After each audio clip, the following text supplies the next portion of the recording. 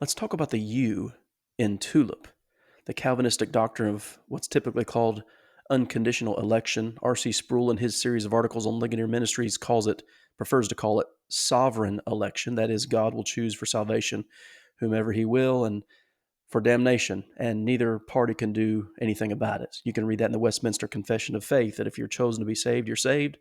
If you're chosen to be lost, you're lost, and there is nothing that you can do. Of course, the Calvinists' favorite passage is Romans chapter 9, verses 10 through 13, and they do what they do with everything else.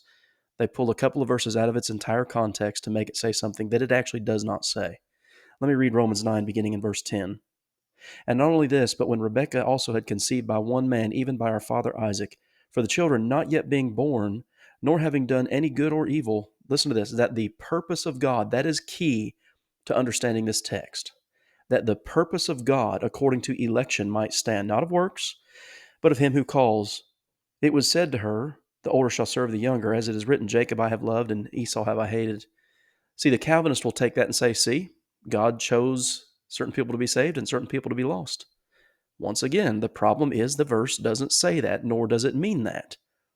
You notice again that in that particular section, in verse 11, the purpose of God. Well, what's the purpose?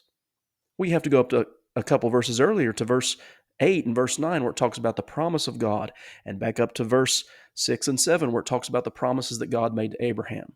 Romans 9, 10 through 13 is not about the particular individual and his salvation or lack thereof.